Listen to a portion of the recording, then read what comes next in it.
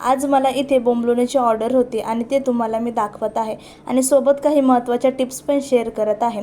सगळ्यात पहिली गोष्ट म्हणजे ईस्ट नेहमी कोमट दुधामध्ये ॲक्टिव्ह करा, कारण दूध खूप गरम वापरलं तर ईस्ट खराब होऊ शकतो आणि खूप थंड वापरलं तर ते नीट ॲक्टिव्ह होत नाही। दुसरी महत्त्वाची गोष्ट म्हणजे डो खूप हार्ड मळू नका, सॉफ्ट आणि स्लाइटली स्टिकी डो असेल तर बोंबलोणे जास्त सॉफ्ट आणि फ्लफी बनते। यानंतर डोला प्रॉपर प्रूफिंगसाठी वेळ द्या, घाई केली तर टेक्स्चर बेकरी स्टाईल येत नाही।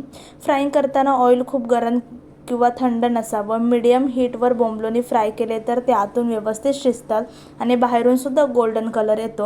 आणि शेवटची टिप म्हणजे फिलिंग, बोंबलोणी पूर्ण थंड झाल्यावरच फिलिंग करा, त्यामुळे फिलिंग मेल्ट होत नाही आणि टेक्स्चर परफेक्ट राहतो।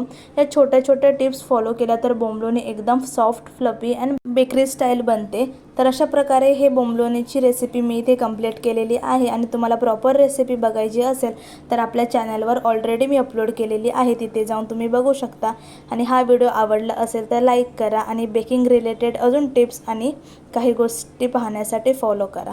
भेटूया नेक्स्ट व्हिडिओमध्ये।